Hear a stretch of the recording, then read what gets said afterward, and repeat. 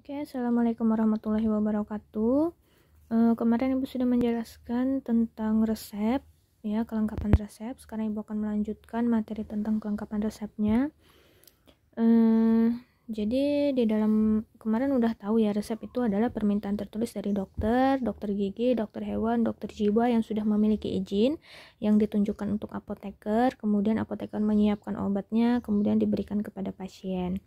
Nah, ini apa saja sih yang terdapat pada resep, ya? Di dalam resep itu bisa terdapat kata-kata iter atau iterati. Ini artinya dapat diulang untuk resep yang misalnya dokternya mau resep tersebut diulang beberapa kali. Nanti lebih lanjutnya akan Ibu jelaskan di slide berikutnya. Contoh iterati ini biasa kita sebut dengan iter. Ya, iter 1 kali. Misalnya di dalam resep tertulis iter 3 kali. Artinya, resep tersebut kalau pasien datang membawa resepnya itu dapat ditebus 1 kali dengan resep asli, ya. Kemudian 3 kali itu dengan kopi resepnya. Nah, jadi total dia dapat mengulang resepnya adalah 4 kali. Maksudnya dia bisa membawa resep tersebut menembus ke apotek sebanyak 4 kali apabila di dalam resep ada tulisannya iter 3 kali. Kalau misalnya iter 1 kali, maka pasien tersebut dapat menebus satu resep dengan menggunakan resep asli. Kemudian yang 1 kalinya dengan kopi resep. Apa itu kopi resep? Nanti juga akan Ibu jelaskan. Nah, ini tidak berlaku untuk resep narkotika. Jadi kalau misalnya untuk resep yang mengandung obat narkotika, maka dia tidak boleh diulang. Jadi resepnya harus asli terus, ya, harus baru terus dari dokter. Jadi untuk narkotika tidak boleh dicantumkan kata-kata iter atau diulang. Berikutnya, coba kalian jawab, bisa nggak nih?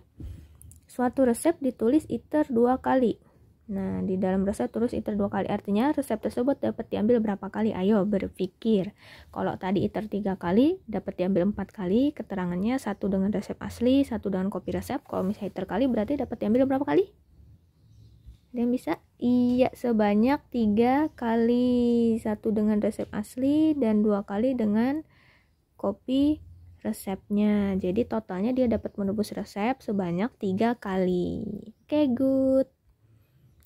Berikutnya ini komponen resep menurut fungsinya. Jadi di dalam resep itu ada terdapat yang namanya remedium kardinal, remedium adjupan, skorigen, dan konstituen atau vehikulum atau eksipien. Apakah itu remedium kardinal? Jadi coba disebutkan ya, kardinal. Itu adalah obat yang berkhasiat utama. Jadi di dalam resep itu kan banyak obat-obatnya. Biasanya di dalam obat-obat itu ada yang bertindak sebagai remedium kardinal atau zat berkhasiat utama, atau dia bertindak sebagai remedium adjupan atau yang menunjang kerjanya bahan utama. Kemudian ada yang bersifat sebagai korigen atau zat tambahan. Nah, zat tambahan ini digunakan untuk memperbaiki warna, rasa, bau dari obat utama. Kemudian kalau misalnya konstituen atau vehikulum atau eksipien adalah zat tambahan yang sifatnya netral. Contoh seperti laktosa dan amilum pada serbuk. Jadi ingat ya, komponen resep itu ada remedium kardinal, remedium adjupan, skorigen, dan konstituen atau vehikulum atau eksipien. Nah, korigen dapat dibedakan jadi korigen itu kan tadi artinya zat tambahan. Nah, zat tambahan itu terbagi menjadi 5. Ada 5 zat tambahan. Yang pertama adalah korigen aksionis atau aksionis, ya. Itu dia bekerja memperbaiki kerja zat berkhasiat utama. Contoh misalnya nih ya, serbuk nih pulpis doperi, dia mengandung kalisulpas, IPK Quanheradix, dan OPI pulpis. Nah, OPI pulpis sebagai zat berkhasiat utama menyebabkan sukar buang BAB. Jadi di dalam pulpis doperi tadi kan ada OPI pulpis. Nah, dia menyebabkan sukar buang BAB. Nah, oleh karena itu diberi kalisulpas sebagai obat pencahar. Pencahar itu supaya dia mau BAB untuk mempermudah buang air besar. Nah, maka OPI pulpis di sini dia bertindak sebagai korigen aksionis, memperbaiki kerja daripada obat utama tadi. Jadi kalisulpas ini dia memperbaiki kerja daripada OPI pulpis, ya. Jadi dia saling berhubungan. Nah, berikutnya kayak ada lagi korigen odoris, odor, bau ya. Dia untuk memperbaiki bau. Contoh kayak oleum cinnamomi. Oleum cinnamomi ini kalau bahasa biasanya itu dia namanya minyak kayu manis ya, di dalam emulsi minyak ikan. Nah, kalian kalau di dalam kehidupan kita sehari-hari, kalian tahu nggak Scott emulsion itu kan terdiri dari minyak ikan.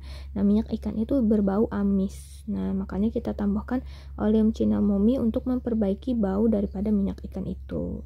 Kemudian ada juga yang namanya korigen saporis. Nah, sapor, rasa. Nah, dia untuk memperbaiki rasa daripada obat. Contoh kayak sakrosa. Sakrosa ini kayak gula untuk obat, atau sirplus atau sirup simplek untuk sediaan sirup, obat sirup itu kan.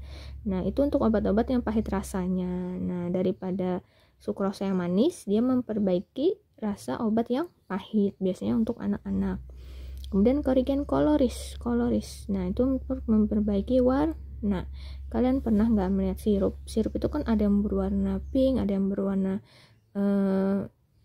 warna ungu sesuai dengan rasanya. Nah, itu untuk menarik keinginan pasien untuk minum obat, biasanya untuk anak-anak. Dia untuk memberikan warna agar menarik, itu korigen koloris. Kemudian ada juga disebut dengan korigen solubilis ya, dia untuk memperbaiki kelarutan daripada obat. Contoh kayak nih, iodium itu adalah bahan obat ya, dia berbentuk seperti kristal gitu. Dia bukan kristal, dia berbentuk seperti hitam kayak aspal, batu-batu, serpian batu kayak gitu, tapi dia iodium. Dia dapat mudah larut dalam larutan Ki pekat. Ki ini adalah garam, kalium iodida, natrium iodida itu garam ya, garam. Jadi kita larutkan dulu kalium iodidanya dengan beberapa tetes air, karena kata kuncinya dia tadi harus pekat. Nah, baru nanti iodium ini dimasukkan ke dalam Ki ini tadi, baru iodiumnya bisa larut. Kalau misalnya iodiumnya kita larutkan dengan air aja, kita aduk, itu tidak bisa larut. Nah, makanya iodium dapat membantu kelarutan daripada makanya Ki dapat membantu kelarutan daripada iodium. Makanya contohnya sebagai korigen solubilis begitu. Kemudian ini contoh resepnya, yang bagian-bagian resep tadi ya. Ini ada Bactrim. Nah, Bactrim di sini sebagai remedium kardinal, atau dia yang berkhasiat utama tadi, obat yang berkhasiat utama. Kemudian natrium bikarbonat atau biknatrik, ini penunjang daripada ini Bactrim. Kemudian sakarum, itu tadi kan sebagai ajupan. Remedium saporis untuk menambah rasa. Ya kan, sapor rasa, karena sakarum tadi kan manis kayak gula. Kemudian ada zat tambahan nih, konstituen. Nah, itu. Ini juga ada di buku paket kalian. Kemudian, nah, kemarin sudah belajar tentang resep. Kemudian kita belajar lagi tentang salinganan atau kopi resep. Ini masih dalam satu bab yang sama. Apa yang dimaksud dengan kopi resep? Kopi resep itu adalah salinan yang dibuat oleh apotek yang memuat semua keterangan yang terdapat di dalam resep asli. Ya. Kalian pasti ada beberapa dari sekian banyak pasti pernah mendapatkan kopi resep ya. Nah, apa saja harus terdapat pada kopi resep? Ya, yang jelas namanya kopi, berarti dia harus disalin asli dengan resepnya.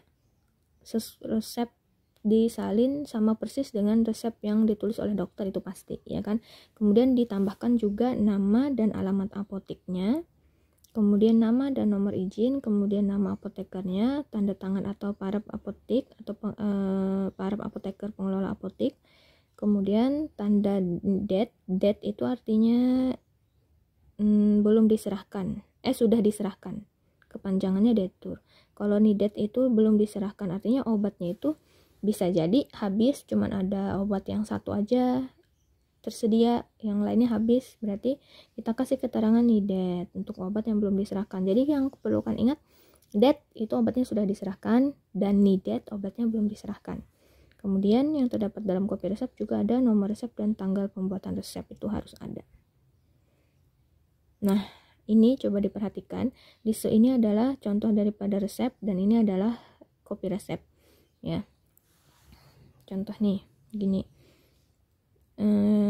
ini kan resep yang diresepkan sama dokter Jakarta, resipe atau ambillah amoxicillin 500 mg sebanyak 12 tandai 3 kali sehari 1 tablet, kemudian Ponstan FCT 12 SPRN atau bila perlu untuk Nona Linda 21 tahun.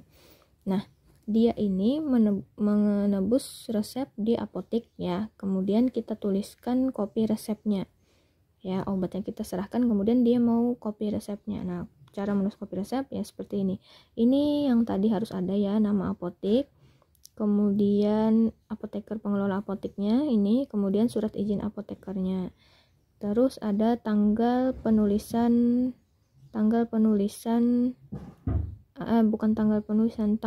dibuatnya resep itu atau tanggal dilayaninya. Di sini kalian perhatikan tanggal 25 Januari berarti dokter itu atau dia datang ke dokter tanggal 25 Januari, tapi dia baru menebus obat atau membawa resepnya tanggal 27. Itu bisa saja terjadi ya kan. Makanya kita tulis di sini tanggal penyerahan obat atau pembuatan obatnya. Nah, ini kan kita tulis sama persis kayak gini, amoxicillin, Ponstan, aturan pakaian juga sama, cuman yang membedakan di sini ada keterangan date. Nah, date tadi artinya adalah sudah diserahkan dan needed belum diserahkan. Jadi pada saat dia datang ke apotek, bisa saja di apotek itu Ponstannya tidak ada atau kosong, yang ada cuma amoxicillin. Sehingga kita buatkan kopi resepnya seperti ini dengan keterangan date sudah diserahkan, artinya amoxicillin sebanyak 12 itu sudah kita serahkan. Sedangkan yang Ponstan ini kan kosong, belum diserahkan. Nah, dia bisa datang ke apotek lain dengan membawa kopi resep ini ya. Nanti apoteknya itu bisa melihat, oh berarti yang belum diserahkan Ponstan, berarti kita layani obatnya yang Ponstan, seperti itu. Kemudian di dalam resep juga harus ada stempel kopi resep nih, harus ada stempel apoteknya, dan ini adalah tanda tangan apotekernya ya gitu. Jadi tolong diperhatikan baik-baik perbedaannya antara resep dan kopi resep. Nah, istilah lain dari kopi resep. Kopi resep kalau bahasa Indonesia kan salinan resep. Kalau bahasa Latinnya ada apograf, exemplum, dan abscript. Tolong dihafal, ini biasanya dikeluarkan juga di ulangan. Kemudian, nah, etiket obat tadi sudah kita sediakan. Kemudian yang tidak ada obatnya kita bikin kopi resep. Sekarang kita kasih etiket. Ini adalah etiket-etiketnya ada di SMK ISPI yang biasa kita gunakan. Yang ini biasanya untuk sediaan padat kayak tablet, kapsul, atau puyer, bungkus kan. Ini untuk etiket sediaan cair, biasanya kan 3 kali sehari, 1 sendok teh, bubur atau makan. Dan ini adalah untuk etiket obat luar, kayak salep, krim ya. Kemudian obat tetes mata, obat cuci mata, cairan infus, itu etiketnya warna biru karena untuk obat luar. Kalau yang putih-putih ini untuk obat dalam. Kalau ini ada ingat label apa?